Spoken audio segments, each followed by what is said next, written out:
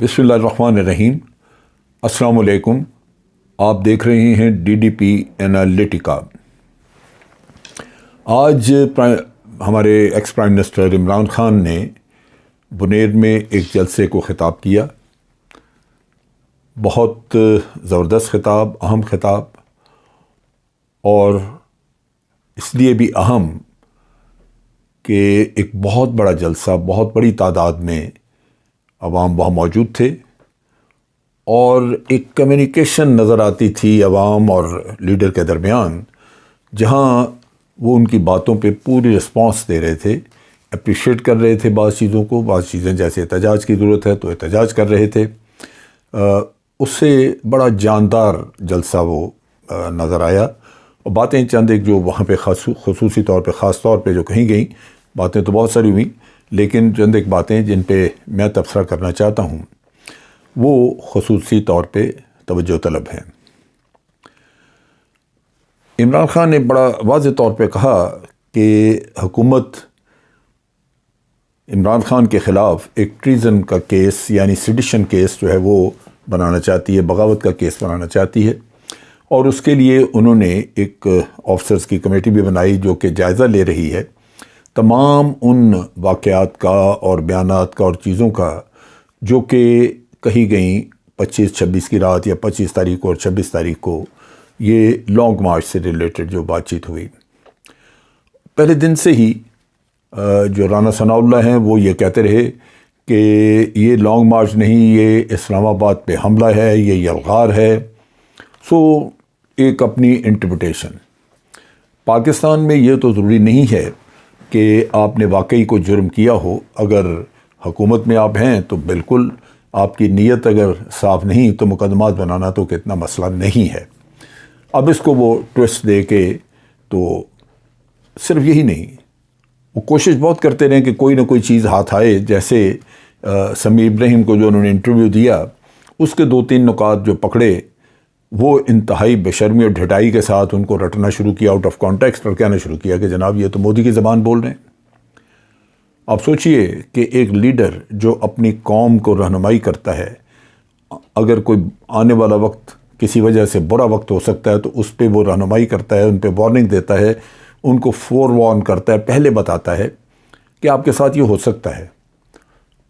تو آپ اس کے شکر گزار ہوں گے یا اس کے اوپر بغاوت کا کیس بنائیں گے؟ سو یہ ایک سازش ہے، جہاں یہ حکومت اور بہت سارے کام کر رہی ہے الیکشن کو رگ کرنے کے لیے، اس میں بہت ساری چیزیں، اس کا میں ذکر کروں گا، وہاں وہ یہ بھی ایک اپنے ہاتھ میں ایک آپ کہہ لیجئے کہ ایک حربہ رکھنا چاہتی ہے کہ الیکشن تو رگ کرنے ہیں، اس میں تو ہر حال میں پوری طرح یہ انتظام کرنا ہے کہ پی ٹی آئی الیکشن جیت نہ سکے، لیکن دوسری طرف اگر عمران خان کا کہیں خاتمہ ہو جائے یا اس کو کسی کیس میں زبردستی سزا دلوا کے جیل میں ڈال دیا جائے تو وہ شاید ان کے لیے زیادہ مفید ہو، کیونکہ فیڈرل گورنمنٹ کے آفیشل جس طرح بیٹھ کے اس پہ مشاورت وغیرہ کر رہے ہیں، اس سے یہی اندازہ ہوتا ہے کہ یہ ٹریزن کا یا بغاوت کا کیس بنانا چاہتے ہیں۔ یہی بات عمران خان نے وہاں پہ کی، اور انہوں نے کہا کہ مجھے رستے سے ہٹانے کے لیے یہ سارا کچھ کیا جا رہا ہے۔ اب یہاں پہ جو دیکھنے کی بات یہ ہے کہ کیا حکومت سوچ رہی ہے رستے سے ہٹانا کوئی بغاوت کا کیس بنا کے، تو پاکستان کے عوام اتنے ہی گئے گزرے ہیں کہ وہ ان لوگوں کو یہ کام کرنے دیں گے جو خود مجرم ہیں، ان کے اوپر 100 الزامات ہیں، اور ان کی زندگیاں بھری پڑی ہیں کرمنل ایکٹیویٹی سے؟ کیا وہ لوگ فیصلہ کریں گے؟ سو عمران خان نے اس کے بارے میں بھی کہا کہ آپ سوچئے کہ میرے اوپر اس مقدمے کا فیصلہ کہ میں نے بغاوت کی، یہ آصف زرداری کرے گا۔ اب آصف زرداری صاحب وہی شخص ہیں جنہوں نے کہ میمو گیٹ کے قصے میں، آپ اور بھی بہت سارے انہوں نے اس طرح کے کام کیے ہوئے ہیں، یہ تو صرف دولت کے پجاری ہیں، انہوں نے کوئی ملک کے ساتھ خلوص تو نہیں ہے ان کا، لیکن میمو گیٹ خصوصی طور پہ آپ کی یادوں میں بھی تازہ ہوگا کہ اس میں انہوں نے حسین حقانی جیسے غدار آدمی کو امپلائی کیا ہوا تھا اپنے مفادات کے لیے، اور اس کو استعمال کیا کہ وہ امریکہ کو یہ بتایا جا کے کہ زرداری گورنمنٹ کو اپنے ہی چیف آف آرمی اسٹاف سے یا اپنی فوج سے خطرہ ہے، ان کی حکومت نہ ٹاپل کر دیں۔ اب آپ سوچئے کہ حکومت بھی انہوں نے پوری کی 5 سال، اس حکومت کو گرانے کا کوئی حالات بھی ایسے نہ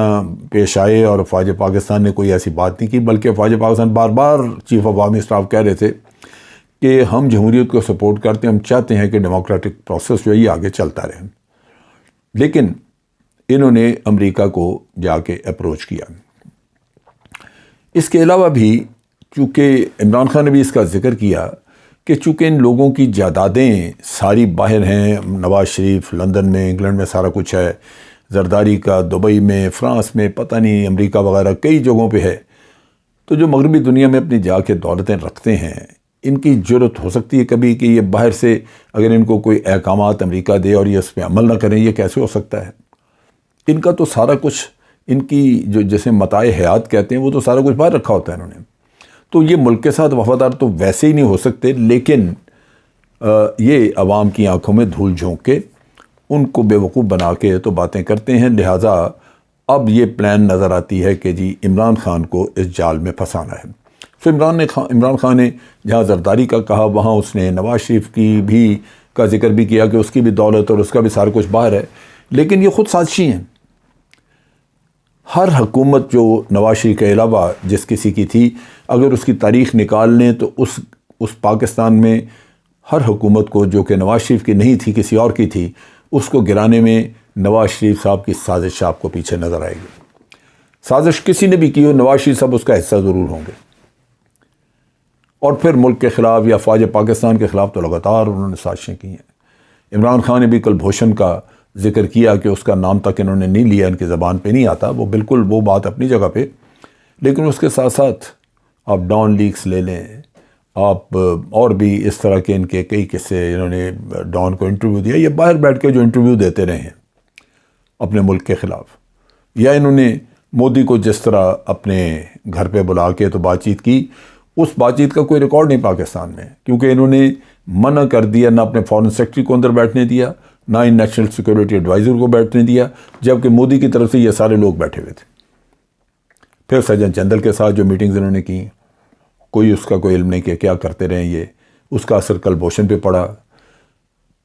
کوئی موقع ایسا نہیں، یہاں تک کہ انہوں نے بھارت کی محبت میں اپنا دو قومی نظریہ جو بنیاد ہے ہمارے ملک کے وجود کی، وہ تک قربان کیا۔ انہوں نے تقریر کی بھارتی صحافیوں کے سامنے، ان کو کہا کہ آپ بھی آلو گوشت کھاتے ہیں، ہم بھی آلو گوشت کھاتے ہیں، بس یہ ایک لکیر کھینچ دی گئی ہے، آپ بھی اسی رب کو پوچھتے ہیں جس کو ہم پوچھتے ہیں، آپ امیجن کریں۔ پھر ایک صحافی کو بیان دیتے ہوئے انہوں نے کہا کہ ہم تو چاہتے ہیں کہ ویزا ختم ہو جائے بھارت اور پاکستان کے درمیان۔ تو بات یہ ہے کہ یہ سازشی طبقہ عمران خان کے اوپر الزام لگا رہا ہے، کیا عوام پاکستان کے وہ دیکھتے نہیں، ان کو پتہ نہیں ہے؟ سو میرا کہنے کی بات یہ ہے کہ یہ اپنے طور پہ بے شک اپنے خیالی پلاؤ پکائیں، عمران خان کے خلاف اس طرح کے الزامات عائد کرنے کی کوشش کریں، لیکن پاکستان کے عوام کو تیار رہنا چاہیے ایسی صورتحال سے نمٹنے کے لیے۔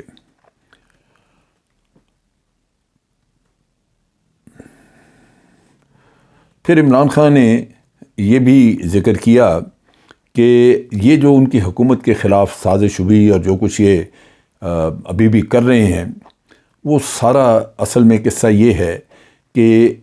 یہ چاہتے ہیں کہ ایک ہی شخص جو ان کی کرپشن وغیرہ کے خلاف بولتا ہے، یہ راستے سے ہٹ جائے، تاکہ یہ اپنے ملک کا پیسہ، پاکستان کا پیسہ، ان کو باہر لے جانے میں آسانی ہو، کوئی رکاوٹ نہ ہو، اور یہ دولت یہاں سے نکال سکیں۔ اور آج بھی دیکھ لیجئے، ان کو کوئی درد تھوڑا ہے، بے رحم ہیں یہ، ان کو کوئی درد نہیں ہے اس ملک کے ساتھ۔ جس طرح یہ بیرونی دورے اور پھر رہے ہیں اور ادھر ادھر اور ہوٹلوں میں، یہ آپ سوچیں کہ اس ملک میں جس میں پیسے کی قلت ہو، جہاں باہر کی کمپنیاں کاروبار چھوڑ کے بھاگ رہی ہوں، جہاں آپ کی ایل سیز باہر نہ کھل رہی ہوں اس وجہ سے کہ آپ کی مالی حالت کمزور ہے، تو آپ سوچئے کہ اس کے حکمرانوں کو یہ کچھ کرنا چاہیے کہ وہ اخباروں میں اشتہاری 135 کروڑ کے اشتہار چھاپ دیے انہوں نے۔ تو یہ تو ہے ان کی ملک کے ساتھ محبت۔ باقی یہ باتیں آپ کو بہت سنائیں گے عمران خان کے خلاف بہت پروپیگنڈا کریں گے، لیکن فیکٹ یہ ہے کہ یہ جو اس وقت کولیشن گورنمنٹ ہے، اس کو پاکستان کے ساتھ کوئی رغبت، محبت یا ہمدردی نہیں۔ اس کا ایک جو بڑا واضح آپ کے سامنے ایک ثبوت وہ بھی ہے کہ جس طرح پاکستان کے عوام کو انہوں نے دھوکہ دیا،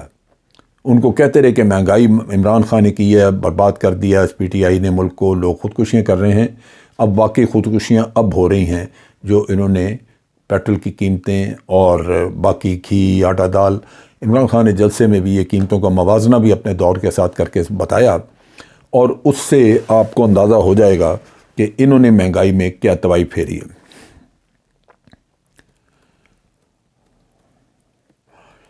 اب اس مہنگائی کا جو عمران خان نے کہا کہ اس مہنگائی کا جو ایٹم بم انہوں نے گرایا ہے، اس سے عوام کے ہوش اڑ گئے،